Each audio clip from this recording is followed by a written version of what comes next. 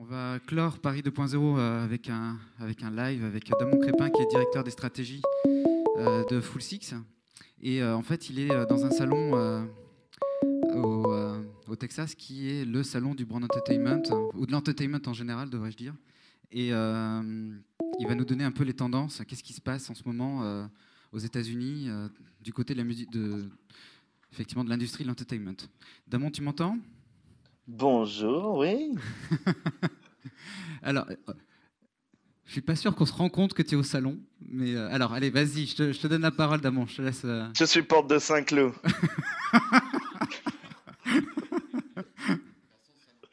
Tout va bien. Est-ce que la salle va bien? Ça va? Vous avez passé une bonne journée?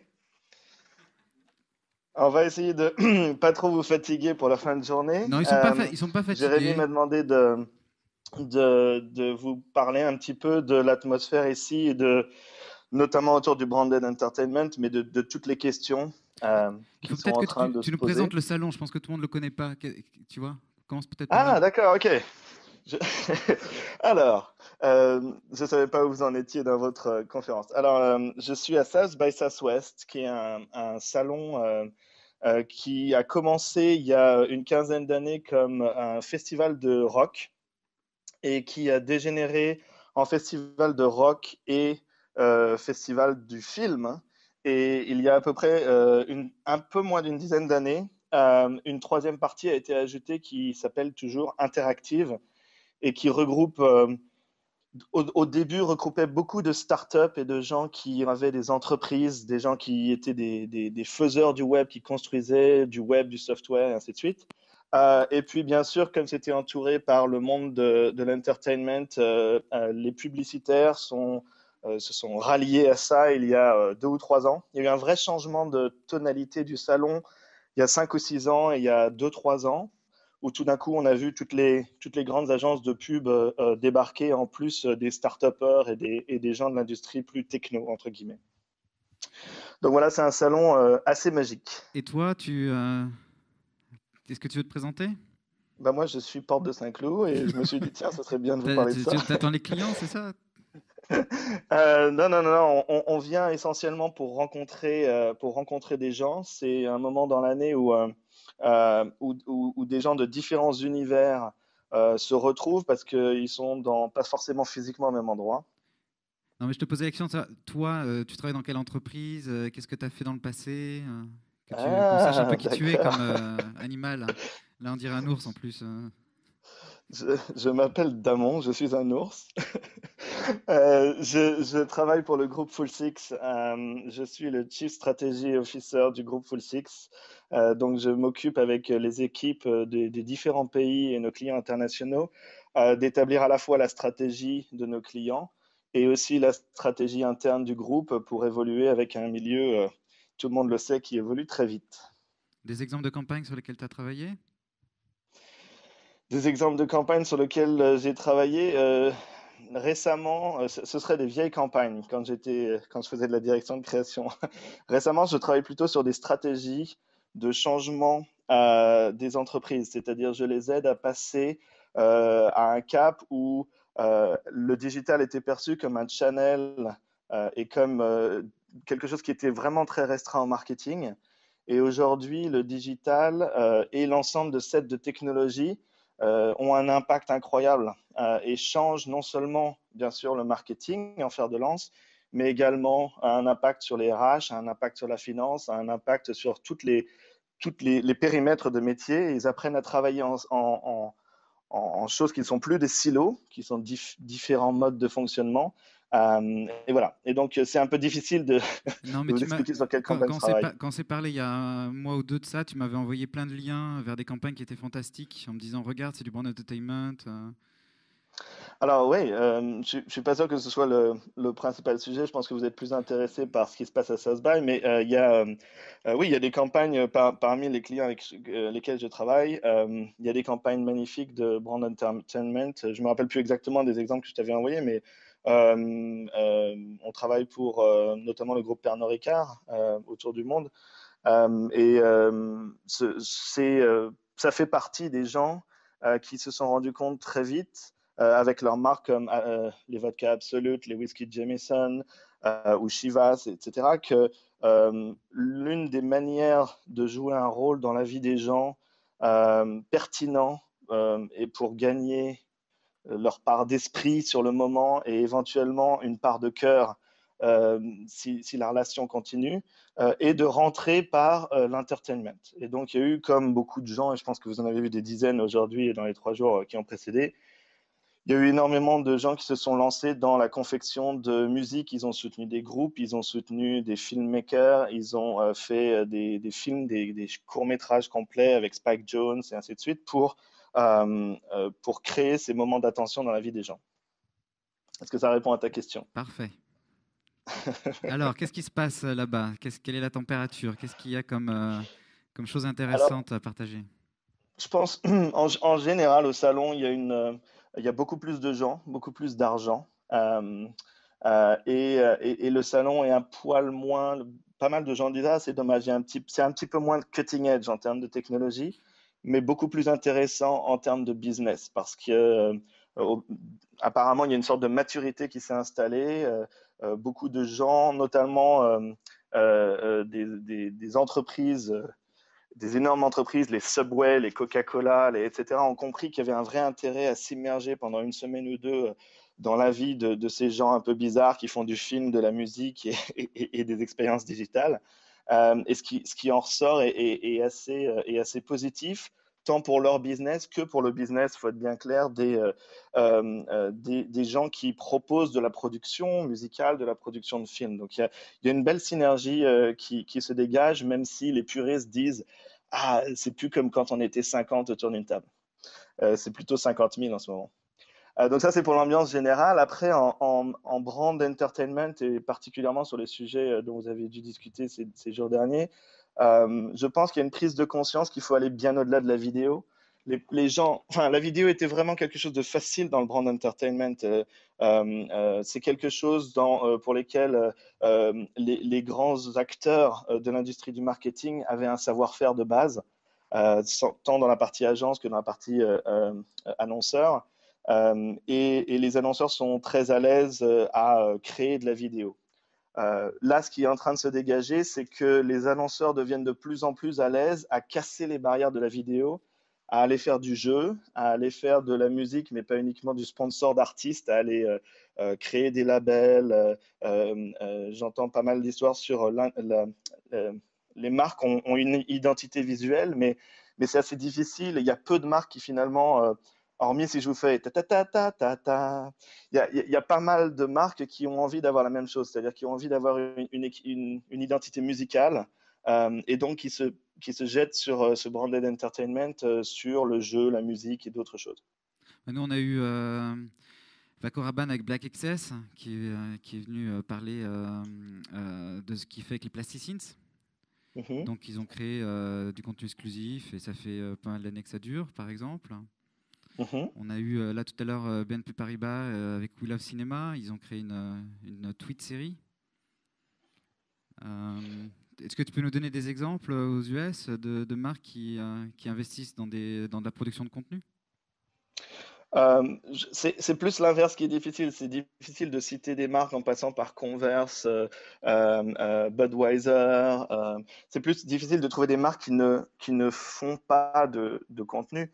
Ce qui est intéressant, c'est qu'il y a une sorte de dichotomie maintenant entre et je fais ça très respectueusement des deux, hein, parce qu'il y a du bon et du mauvais des deux côtés.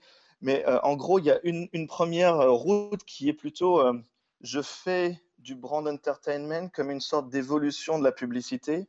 C'est-à-dire, je trouve des nouveaux formats pour donner le storytelling de ma marque. C'est-à-dire, je réfléchis énormément à ce que j'ai envie de dire en tant que marque, et puis je le fais avec de nouvelles formes musicales, gaming, rigolotes, avec de la collaboration sociale, et ainsi de suite. Ça, c'est la première route. La deuxième route qui se dessine, qui est un peu plus jeune, mais plus prometteuse en termes de résultats, c'est une marque qui va faire, je ne sais pas si vous en avez parlé dans les jours précédents, la stratégie du do and tell, c'est-à-dire qui va penser que faire du brand entertainment pour faire du brand entertainment n'a aucun sens dans la vie des gens si si ça n'est pas quelque chose qui est fait de manière naturelle dans l'ADN de la marque. Et du coup, ils vont d'abord avoir tendance à faire des choses pour des communautés d'artistes, communautés dans le besoin, communautés, etc. Et ensuite, l'entertainment, la partie sexy de la vidéo, de la musique, du clip, etc., est là pour expliquer, d'où la stratégie do and tell, fait et raconte, est là pour expliquer ce qu'ils ont fait. Cette année, un des grands fers de lance pour ça, c'était par exemple la campagne Budweiser Made in America, où la marque se relance sur les jeunes, parce que Budweiser, bon, je vous emmerde pas avec les détails, mais en gros, euh, la marque avait besoin de se racheter de l'amour auprès d'une cible plus jeune.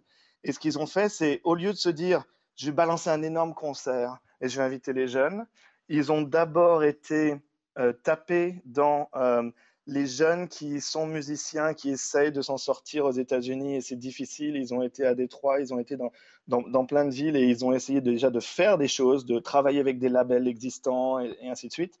Et ensuite, au travers du filtre, donc ils ont engagé Jay-Z et son équipe, et au travers de ce filtre-là, ils ont fait des séries de concerts, dont un énorme qui a eu lieu à Philadelphie, où ils ont invité tout le monde, du rock jusqu'au rap et techno. C'était un concert qui ne célébrait pas une musique, mais plein de musiques, qui célébrait autant des stars que des pas stars, et qui célébrait le fait d'être fier d'être made in America, et d'où le parallèle avec la bière, et ainsi de suite. Et, et ce type de campagne, on le voit en social media résonance, c'est-à-dire en nombre de gens qui engagent avec la campagne au-delà d'une vidéo views et qui vont en parler, qui vont aller sur le site, qui vont réagir, qui vont... le fait que ce soit d'abord un phénomène grassroots et après un truc super sexy en entertainment fait la différence en termes d'amplification après. Et Donc, donc, c'est vraiment le premier miles qui définit l'amplification du dernier miles. donc c'est cette idée de, tu me disais, de native content. C'est un peu comment la marque rentre dans un écosystème, enfin, comment dans une communauté, elle participe au développement de cette communauté. Les contenus qui sont produits sont des contenus authentiques parce que ce sont des vrais gens qui, de toute façon, étaient en train de développer des contenus. La marque les soutient, les aide. Et ce contenu-là, il est totalement authentique, il est totalement vrai, il est totalement en résonance avec les attentes de cette génération parce que, justement, il n'y a rien de fake. Parce que tout ça, c'est des choses qui ne demandaient qu'à éclore et la marque participe à l'éclosion. Mhm. Alors, la réponse est oui, mais c'est pas ce qui définit le native content. Le native content, c'est une définition relativement précise. Euh, si j'essaie de traduire ça, le native content, ce serait un contenu qui non seulement est produit par une plateforme versus un tiers, c'est-à-dire si c'est diffusé sur Facebook, ce sera produit sur Facebook, diffusé dans le Figaro, ce sera produit par le Figaro, et ainsi de suite, mais également un contenu qui se comporte à l'intérieur de cet écosystème de diffusion, exactement comme le reste des contenus, versus une bannière de pub ou un public reportage qui ne se comporte pas comme un vrai reportage au sein de ça. Donc, bon, sur ta première idée, donc apparemment, sur ta première idée, donc, plutôt que d'avoir un discours de marque et de faire des longs métrages ou des courts métrages, elle est plutôt s'intéresser au contenu que produisent les gens et leur donner des moyens de mieux produire. Ça, c'est ce que tu ressens comme, comme tendance intéressante, sans vouloir juger ni l'un ni l'autre. Non, non, non, je pense que après avoir été un discours très intellectuel, c'est-à-dire on savait depuis très longtemps qu'il fallait vraiment, enfin, il fallait être vrai avant de parler à une communauté, et c'était un des principaux impacts de l'arrivée du social media qui un peu donnait de la transparence dans le milieu du marketing en termes de si je fais un truc qui est fake ou qui est nul, bah, ça c'est tout de suite et personne n'amplifie et les gens même le critiquent. Euh, je pense que philosophiquement, on savait déjà ça, mais on n'avait pas encore eu de campagne à grande échelle, plusieurs millions de dollars en investissement, etc., qui prouvaient que le ROI d'une campagne qui touchait la surface, qui scratchait la surface, versus le ROI d'une campagne qui allait en profondeur dans la communauté en faisant des choses avec eux, était radicalement différent. de manière positive, bien sûr, pour la deuxième catégorie. Donc maintenant, on a des KPIs qui ne sont plus uniquement... Tout ça, c'est très lié à la data. À l'époque, les gens mesuraient beaucoup leur campagne en termes de reach, c'est-à-dire combien de personnes m'avaient vu, combien ils avaient vu mes bannières, combien ils avaient vu ma vidéo. Et maintenant, les gens se rendent compte que non seulement le reach est supérieur quand je suis vrai, mais également l'ensemble du funnel, c'est-à-dire l'engagement des gens, l'impact sur l'image, l'impact sur les ventes pragmatiques. Maintenant, tous ces métriques sont en place et quand il y a des entertainment enfin des grandes campagnes d'entertainment, ces métriques ont prouvé avec les Nielsen et ainsi de suite que l'impact était supérieur. Donc, une fois que le premier a publié l'étude comme quoi c'était supérieur, tout le portfolio d'une grande marque bascule, et puis après la compétition. Et donc, du coup, il y a un gros mouvement de marché dans ce sens-là en ce moment. D'accord. Alors, un autre exemple de campagne qui t'a. Ou de. Je sais pas, il y a peut-être aussi de la production de musique. Les choses dont on parle ici, il y a bien sûr, je sais pas quel est ça fait un petit moment que je suis pas repassé en France, je sais pas quel est l'impact du film Lego en France. Les gens en entendent parler? Ah oui, là, on peut dire que oui, hein. D'accord, ok. Ouais, oui. Donc il doit y avoir la même chose chez McDo, les petits jouets pour enfants, ça doit être des Lego et tout. Mais en gros, c'est impressionnant de voir à quel point Lego a fait un carton, non seulement avec un contenu juste et de qualité, qui est d'un standard hollywoodien, mais également avec l'ensemble de la panoplie marketing depuis j'allais dire le placement de produit, oui, il y a un peu de placement de produit, non mais j'entends le placement de la franchise Lego à l'intérieur de la vie des gens. Aujourd'hui, c'est assez difficile de se déplacer à New York, Chicago, etc., sans voir, et c'est pas de la pub, c'est pas du print, c'est dans mon feed, sur mes checking Foursquare, quand je rentre physiquement dans un magasin, genre un McDo, etc. J'ai cet univers Lego qui a été décliné avec grande intelligence parce que c'est pas du 360, genre tiens, je vais te le mettre en point de vente, je vais te le mettre sur affiche. C'est vraiment contextuel, c'est-à-dire quand je suis dans un univers décontracté à la maison ou en train de commander au McDo avec mon fils et ainsi de suite, dans cet univers, la prise de parole de Lego vient rapporter une petite valeur ajoutée, un petit truc en plus qui fait que bah, mon McDo est mieux, ma soirée ciné est mieux et ainsi de suite. Et c'est un grand coup de chapeau, je pense elle est relativement unanimement acclamée ici. Ouais, moi j'aime bien ça. Donc c'est l'idée que le contenu doit être en affinité avec le média et comment c'est quoi l'état d'esprit de quelqu'un sur le point de contact et comment faire que à ce moment-là il vive une expérience qui est totalement pertinente. C'est ça? C'est pas le même, Ouais. c'est pas du cross-média. C'est à chaque fois le contenu s'adapte au point de Alors, contact. je pense que ça fait un bout de temps que je n'entends plus dans la bouche des annonceurs ici le mot média, en fait. Le mot touchpoint a remplacé le mot média et le mot user a remplacé le mot consumer.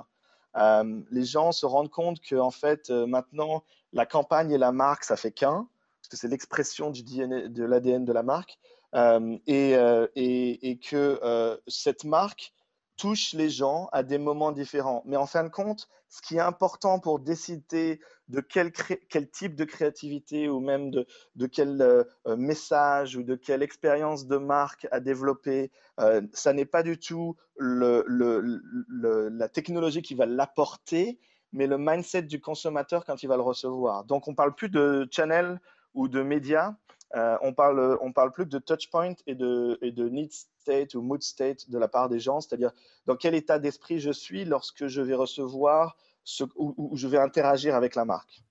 Nous chez Coca-Cola par exemple en France, ils ont un content planner et un connection planner. Mhm. Il y a C'est la prise de exactement. C'est ce type de nouvelle structure que je mets en place pour nos clients. C'est euh, les équipes et c'est très déroutant pour le marketing. C'est-à-dire les équipes avaient été soit focusées sur des pilars ou des verticaux en silo sur ben, l'excellence en télé, l'excellence en ça. Et comment est-ce qu'aujourd'hui je suis par groupe de touchpoints. D'où l'importance du connection planner, qui sont des gens qui savent exploiter des partenariats ou qui savent exploiter des contents pour tirer le meilleur parti de quelques secondes d'attention des gens à un point précis. Euh, Qu'est-ce qu'il y a ça vient de commencer le salon, c'est ça? Ça a commencé quand? Ouais, ça vient de commencer. Alors, j'ai pris mon courage à deux mains. J'ai été boire des coups hier pour, pour discuter avec les gens et rencontrer un peu tous mes potes, savoir ce qu'il y avait sur le plateau. J'ai pris quelques notes. Je pense que les gens ont beaucoup en tête les nouvelles formes de créativité. Là, ils sont très. Il y a des préinscriptions sur certains keynotes et tout. Et tous ceux qui parlent des nouvelles formes de créativité sont très prisés, notamment l'exemple énorme dont tout le monde parle de Netflix, qui a réussi maintenant à lancer 2, bientôt 3 séries par du data-driven creativity, apporte énormément de débats. Alors, il y a un débat, il y a des gens Là, qui on disent que connaît c'est pas ce cas-là, magique. on le connaît pas. D'accord, pardon. Moi, par exemple, je sais pas, je le Net connais pas. Netflix, tout le monde connaît, c'est ça? Netflix pour Netflix, c'est bon. streamer vos vidéos? Ouais. Donc Netflix Netflix, nous a c'était marqué ces un, derniers temps en mettant les séries accessibles tout d'un coup, quoi. Tu pouvais regarder, tu pouvais faire du. Exactement, c'est de la vidéo on demand pour quelques dollars par mois seulement, etc. Et donc, Netflix était un distributeur de vidéos, c'était ou un site web sur lequel j'allais regarder des films et des séries. Netflix a récupéré, exactement sur le modèle d'Amazon, la totalité des informations systématiquement sur la totalité des utilisateurs. Et donc, quand je suis inscrit à Netflix, je surfe Netflix logué, ils savent quand est-ce que j'arrive, donc mon horaire de connexion, déconnexion. Si je regarde de 8h35 à minuit 15, ils le savent. Ils savent qu'est-ce que j'ai surfé avant de prendre ma décision. Ils savent quel est mon historique annuel de décision. Ils savent combien de personnes dans la famille si ma femme, moi-même, mon fils regardent Netflix, on a chacun des profils différents. Donc, la première chose qui s'affiche quand vous lancez Netflix, c'est Damon ou c'est Phoenix, ou etc. Et donc, je clique sur qui est en train de regarder. Et du coup, grâce à cette masse de données sur le goût des utilisateurs, ils sont passés d'abord dans un premier état, il y a un an ou deux, où ils recommandaient à la perfection ce qui allait me plaire. Et ils se sont dit, mais pourquoi je vais arrêter là? Pourquoi je n'applique pas cette méthodologie au process créatif? Et pourquoi est-ce que, puisque je sais que Kevin Spacey est le meilleur, en ce moment, le meilleur acteur sur ma plateforme de diffusion, en termes de nombre de vues, de minutes passées avec lui, de réactions créées, de stars et de likes, etc. Puisque je sais que la série British House of Cards était un inconnu, mais un très très bon pour une série inconnue, avait fait bien au-delà des meilleurs scores que d'autres séries inconnues, etc., etc. Puisque j'ai ces différents éléments-là, et ben je vais à Hollywood, je discute avec Trigger Street, ce qui est la boîte de prod de Kevin Spacey et d'autres productions, et je crée le show que la data me dit être le plus adéquat pour faire plaisir à ma cible. Après, il y a tout un process créatif traditionnel, c'est-à-dire des écrivains excessivement talentueux qui l'ont écrit. C'est pas fait genre par de la data générée par un robot. Y a de l'humain, il y a de la créativité derrière.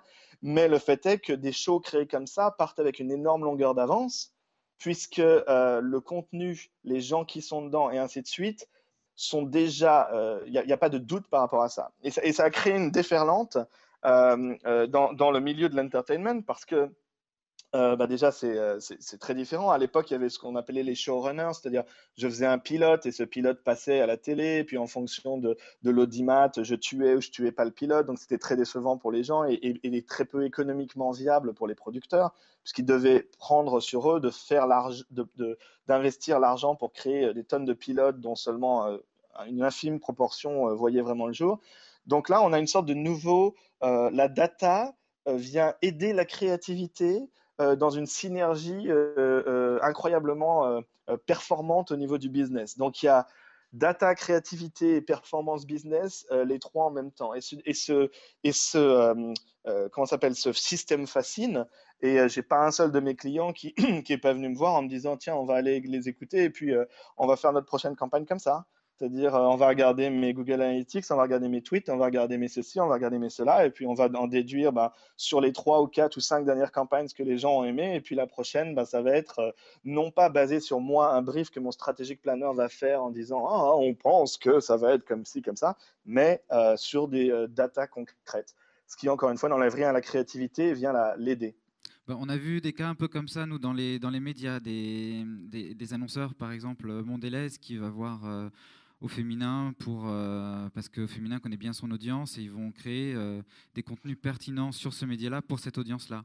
Et effectivement, la régie a plein de données, le média a plein de données, qualitatives ou quantitatives, et ils savent quels sont les goûts voilà, de l'audience de féminin. Donc ils sont capables, après ils font appel à l'externe, souvent à des créatifs.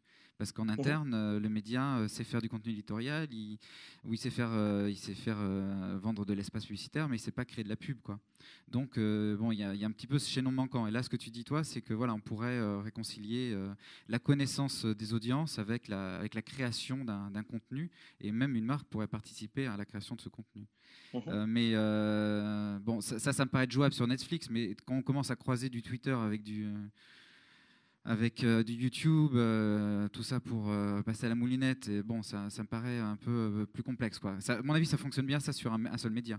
Quand tu, Alors, je pourrais passer 2 jours à parler bon, de on va ça, peut-être pas c'est mon, rentrer dans le c'est détail, c'est mon peut-être. cœur de quotidien, mais euh, on y arrive. C'est faisable à grande échelle, ça nécessite un volume de data minimum, mais c'est tout à fait faisable. Donc, booster la créativité par de la data, c'est un sujet qui va devenir notre quotidien très Mais très rapidement. mais ça, on peut le collecter à travers les réseaux sociaux, surtout, alors. C'est ça dont tu parles? Comment, Non, comment sur alors, Facebook, on sait qui dit quoi, où, quand, à quel moment? voilà, aujourd'hui, c'est les derniers dashboards que je crée ont 75 connecteurs différents. Donc, il y a Ah oui, quand 75 même. sources online et offline Waouh. euh, de, de, de, d'informations. Certaines qui viennent de trucs très traditionnels comme les Nielsen et ainsi de suite, d'autres qui viennent de choses beaucoup plus surprenantes dont je ne peux pas parler aujourd'hui. Et ces data tous ensemble vous donnent euh, euh, de manière non pas brand-centric, mais user-centric, c'est-à-dire regarde les gens, leur manière de vivre, les moments dans lesquels ils ont envie que vous leur parliez, et donne des choses beaucoup plus fines en termes de targeting que des profils sociodémo traditionnels. Euh, Puisque là, il y a Philippe Catla de Sub de Pub qui te connaît bien. Est-ce qu'il Salut y a... Philippe. il t'a fait bonjour. Et est-ce qu'il y a un métier aujourd'hui de data analyst? En France, on découvre un petit peu. Est-ce que ça existe aux US? Est-ce qu'il y a un data planner? Est-ce que là, on parle de data, de collecte de data, et qui analyse, qui collecte? Est-ce qu'il y a des métiers qui font ça aux US? Ouais, ouais, ouais. Aujourd'hui, je pousserai énormément d'étudiants à aller là-dedans. Il va y avoir une recrudescence. Il y a déjà euh, euh, des, des- une- pas assez de data analysts. Euh, c'est un retour à la mode des mathématiques. Les gens qui cartonnent là-dedans sont souvent des gens qui sortent des mines et ainsi de suite. C'est là où nous, on les recrute. Euh, c'est je pense qu'il y a au moins 5 ou 6 nouveaux profils dans le marketing étendu, c'est-à-dire dans la vie, dans l'écosystème des marques et des gens, c'est comment les deux prennent corps ensemble. Il y a au moins 5 ou 6 nouveaux énoncés euh, de postes, mais il y a aussi un changement complet du marché, c'est-à-dire, Et c'est quoi ces postes? vous avez vu Brand Entertainment, je pense que vous avez dû sentir au bout de 3 jours dans la salle que plein de gens se demandent si des agences de publicité vont garder des créatifs in-house, par exemple. Si ça ne va pas se transformer en des groupes de créatifs qui travaillent dans les différents supports, à droite à gauche, et qui travaillent en synergie. Est-ce que ça peut être un modèle? Un autre modèle serait euh, le refocus des agences de conseil en marketing ou ex-publicité, etc., sur la stratégie et la mise en place de ces touchpoints et ainsi de suite. Mais si de plus en plus on va vers du native content, ben pourquoi est-ce que les gens qui sont les grands magazines, les vrais cinéastes, etc., ne pas les laisser faire ce contenu? Ce qui apporte une question qui est, by the way, sur la bouche de tous les gens ici, qui est quel est le rôle de la marque aujourd'hui dans le brand entertainment? Parce que en passant de cette mesure du reach où ah, j'ai fait une vidéo absolue, j'ai eu 700 millions de vues. Ah, ok, génial. Mais au-delà du reach, combien de ces gens ont vraiment changé leur comportement psychologique vis-à-vis de la marque et leurs intentions d'achat vis-à-vis de la marque et combien de bouteilles d'Absolute ça a vendu. Et donc, la barrière est très fine parce que si la marque joue un rôle trop obvious et trop pushy, du coup, le branded entertainment devient nullissime et personne et le reach est impacté. Donc, quelle est la vraie position d'une marque quand elle fait du brand entertainment? Je ne sais pas si vous en avez parlé pendant ces jours-ci. Euh, On n'a pas trop abordé la chose. Il y a beaucoup de gens qui ont dit que, enfin, en fait, la marque crée des contenus qui n'auraient pas vu le jour sans elle déjà. Et on a Mhm. pas mal parlé du fait que les marques devaient étaient impliquées dès le départ du processus créatif, en fait. On a parlé aussi du fait que souvent, c'était des expériences de marque. Enfin, comment dire que le brief de départ, c'était de faire vivre une expérience de marque, mais la marque était un peu. Ouais, mais en fait, dans tout ce que tu me dis, par exemple, on touche pas le cœur du sujet. C'est-à-dire, Alors, on touche vas-y. pas l'impact du brand entertainment. C'est-à-dire, Non, ça aujourd'hui, j'ai commencé quand même Paris 2.0 avec une étude sur les effets sur le consommateur du brand entertainment. Donc d'accord. ça, c'est fait. Après, Et ton autre ce question ce qui qui est serait intéressant, et j'ai pas vu l'étude, ce serait de voir la nature des brand entertainment que tu as et quel était le rôle des marques dans ces différents types de brand entertainment non, mais qui font repartons partie de l'étude. de la place de la marque, si tu veux, hein, dans le brand entertainment. Qu'est-ce que tu en penses, toi, de la place de la marque dans le brand entertainment? Si j'avais déjà la solution, il y a pas mal de projets qui auraient avancé plus vite. Bah, Non, nous, non, on a eu pas mal de je marques suis en train de faire mécènes. plein d'essais. On a eu, Euh, on a eu beaucoup de marques mécènes, quand même, qui sont venues. Et voilà, la marque mécène, ça a un sens, je crois. Elle donne de l'argent pour des talents, pour de la création, pour de la production. Et là, on est très proche du do and tell, c'est-à-dire on est très proche de vidéos, musique, exhibition, event organisés par la marque pour montrer à quel point elle est impliquée dans X ou Y communauté et comment est-ce qu'elle leur apporte, comment est-ce qu'elle est, comme tu disais, indispensable et sans elle, il y aurait moins qui se fasse. Donc ça c'est effectivement une des premières, comment on appelle ça, Piste. possibilité. La deuxième, ben, y a eu 2 ou 3 grosses campagnes. Quand on regarde Evian Babies et quand on regarde, par exemple, Dove, comment il s'appelle, Sketch, c'est ça, qui ont fait des gros cartons. Elles sont Mais borderline, c'est-à-dire, moi, j'allais dire, c'était pas du brand entertainment, mais pardon, c'est du brand entertainment? je sais pas, si tu On considères va la se faire des ennemis, là. totalité, hein? On va se faire des ennemis, mais bon. Non, franchement, déjà, non, j'ai que des amis. Mais si tu considères la totalité euh, du, euh, du dispositif, que ce soit pour Evian et Dove Sketch, il y avait quand même, enfin, ça allait très loin. Il y avait non seulement le film, le format du film Dove était très très long, c'était vraiment très agréable et entertaining à regarder. Donc oui, enfin, notamment Dove Sketch, on est sur de l'entertainment. Mais quand tu regardes en fait ce qui a fait le succès de la campagne, ça n'a pas été. Il y a eu 2 choses. Il y a eu un, le fait que Dove parlait sur quelque chose sur lequel il était légitime depuis des années, et il ne s'est pas inventé tout d'un coup défenseur de la real beauty.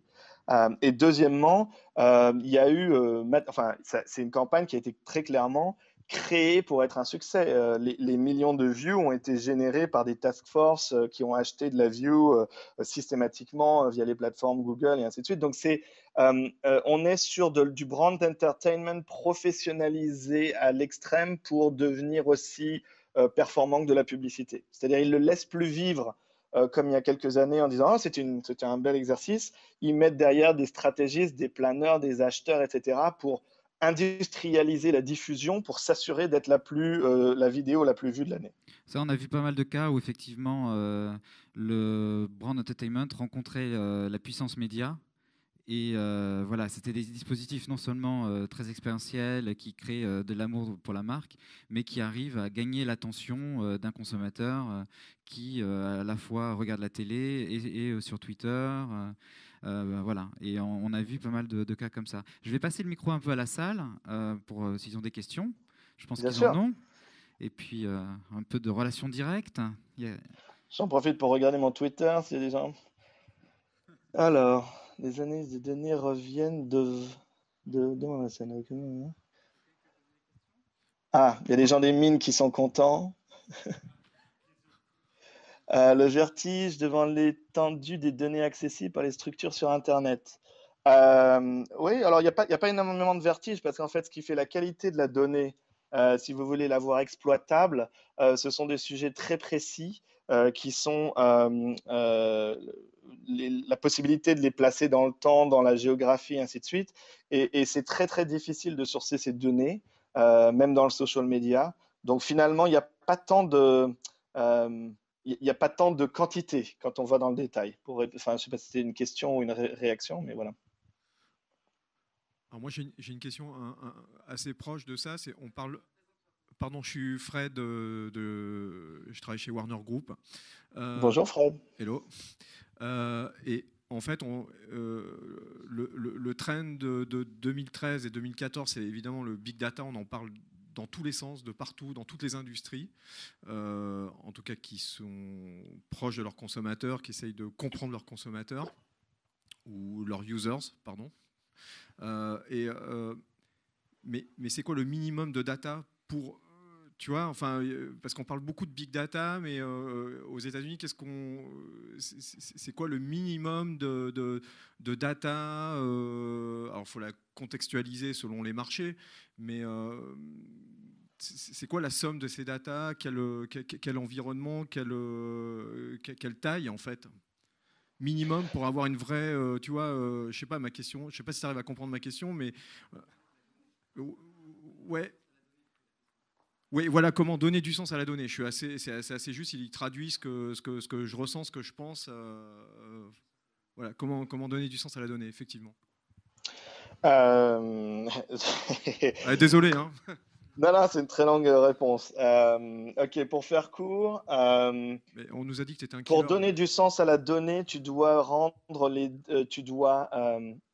faire en sorte que les données soient interprétables l'une par rapport à l'autre. Donc c'est un jeu très compliqué d'uniformisation de la donnée pour comparer les différents behaviors des gens. C'est-à-dire chaque donnée, par exemple une donnée sociale va te donner le nombre de fois que quelqu'un va au cinéma, une autre donnée de vente à la sortie des caisses enregistreuses te donnera le nombre de fois que les gens sont venus dans ton cinéma regarder le film. Et les deux doivent pouvoir être superposables par trois ou quatre choses clés pour que tu puisses en déduire le nombre de personnes qui sont venues.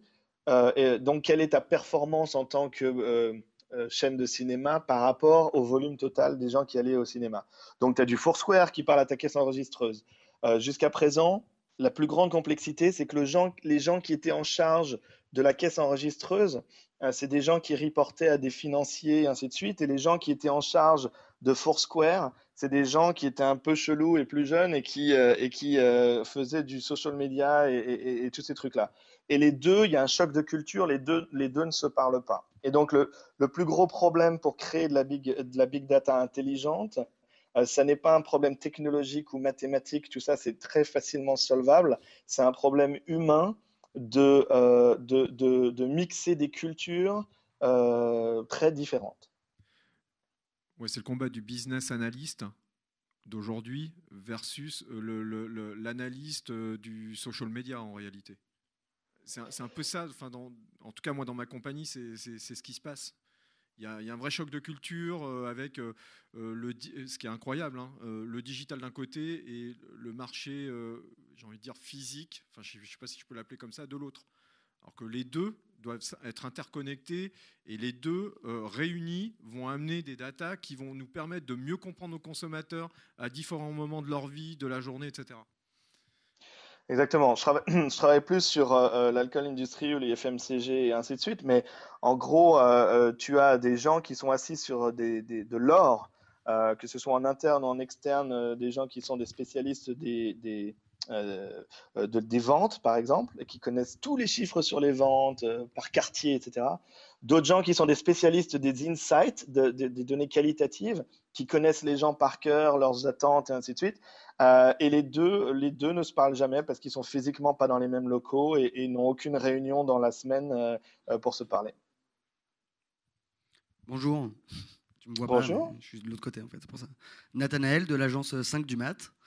Je trouve ça fascinant l'exemple de Netflix avec l'interprétation des big data.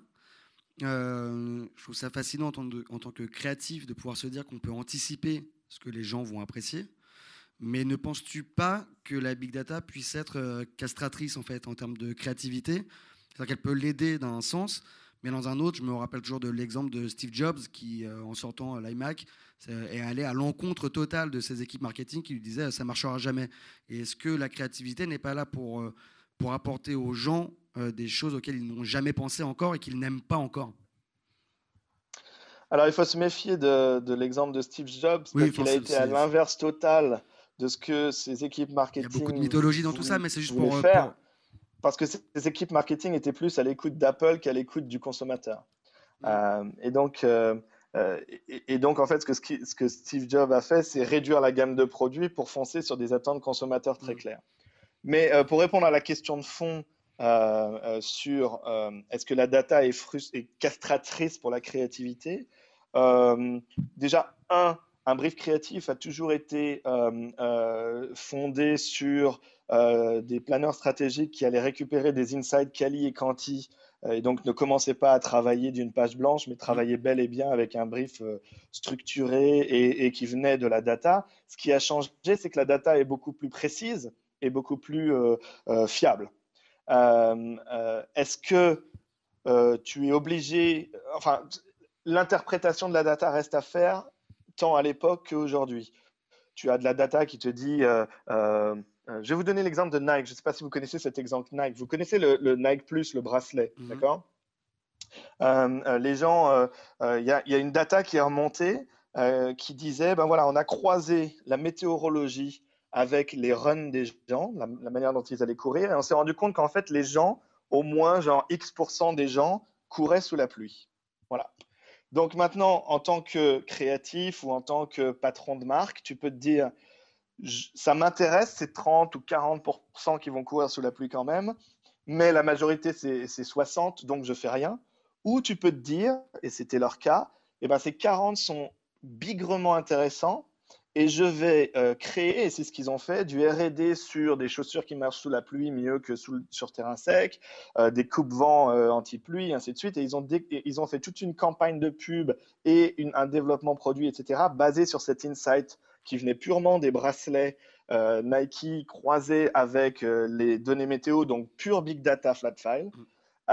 Et ils ont pris la décision créative d'aller adresser cette cible et la gamme est un succès. En fait, donc, la data peut créer des briefs. Dis-moi. En fait, la data peut créer de nouveaux briefs auxquels on n'avait pas pensé. Non seulement la data révèle des choses que toi, dans ton quotidien, en pédalant le nez dans le guidon, tu n'as pas forcément vu. La big data, c'est justement la spécialité d'aller chercher des data à l'extérieur de ton market et de ton consommateur traditionnel pour justement comprendre des méga phénomènes qui amènent, comme tu dis, de nouvelles opportunités. Et la créativité demeure relativement inchangée dans le fond. Après, dans la forme, le digital l'a fait changer, mais dans le fond, reste plus ou moins la même. Merci. Question. Donc Philippe de Sub de Pub, donc on parlait. Tu m'entends? Bien sûr. Oui, on parlait tout à l'heure. Je rebondis sur le problème de recrutement de populations qui se croisent jamais, c'est-à-dire entre les matheux et les gens de communication aujourd'hui. Ça impacte comment le recrutement? Par exemple chez Fullstick déjà, ou même dans des agences très spécialisées là-dessus, parce que c'est vrai qu'ils ne se rencontrent jamais, même dans la vraie vie quasiment. Donc aujourd'hui, on a beaucoup de mal à trouver des profils mixtes qui n'existent pas. Pour les former, c'est quasiment impossible. Donc l'arrivée des maths dans la communication, c'est un vrai problème aujourd'hui, en termes de profil, bien sûr. C'est pas insolvable. Je vais pas trop répondre en me basant sur le modèle de Fullsix parce que Fullsix c'est un peu un ovni. On a toujours eu un tiers. Donc on a eu un tiers de client servicing, un tiers d'ingénieurs pur matheux et un tiers de créatifs. Et ça depuis 11 ans ou 12 ans. Donc c'est un peu bizarre. Je vais plus répondre en général sur le marché. Je pense que il est important de créer dans des écoles comme la tienne déjà de sensibiliser les gens qui n'ont pas le profil à la valeur de ceux qui ont ce profil-là, de changer drastiquement les cursus pour leur apprendre les nouvelles formes de brief, les nouvelles formes de brainstorming, les nouveaux modes de méthodologie. Et après, pourquoi pas d'ouvrir des sous, je ne sais pas comment tu appelles ça, mais des profils particuliers à l'intérieur des écoles qui peuvent être un poil moins spécialisés que les gens que nous, on embauchait jusqu'à présent, mais avec cette culture plus mixte.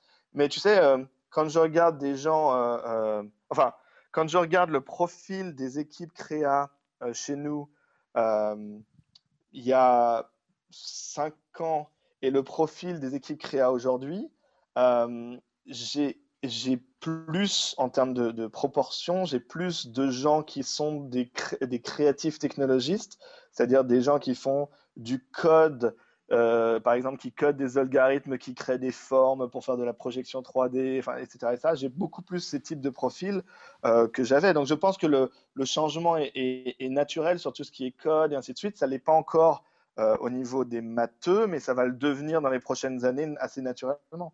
Tu sais, en général, quand il y a une demande du marché, ça aspire et ça inspire les jeunes.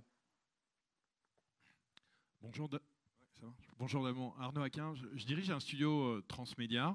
J'aimerais avoir ton avis sur, c'est un peu une question complémentaire par rapport à ce qui vient d'être dit, sur l'évolution des agences suite à l'utilisation en fait, de nouveaux métiers à travers cette tendance du brand entertainment et du transmédia. Je vois nous, par exemple, on a intégré dans notre équipe non pas un concepteur-rédacteur, mais un scénariste, ce qui est quand même très impliquant dans les méthodes de travail. Comment tu sens ça, toi, à la fois dans les grosses et les moyennes agences, comment tu sens cette évolution ? Je pense que les agences sont les moins. Enfin, il ne faut pas regarder les agences parce qu'ils sont très lents et conservateurs, surtout les grosses. Il faut regarder plutôt le marché et les gens agiles, etc. Il y a pas mal d'annonceurs qui ont pris la décision de créer, pour ce qui est cross-touchpoints, ou cross-channel, ou peu importe comment on appelle ça, pour créer ces différentes storytelling et grandes ID, etc. Il y a une démarche qui tend à mettre ensemble des spécialistes. Donc, par exemple, tu vas garder une agence de pub en strat et puis autour de ça, tu vas la maquer avec un pur entertainer comme Vice Magazine et les équipes de prod créative de Vice Magazine. Et à côté de ça, tu vas amener le meilleur, tu vas amener genre un social baker, un super spécialiste de la data sociale, etc. Et ils vont créer une sorte de mini task force avec des third parties qui sont externes. Okay, ça, c'est un premier modèle.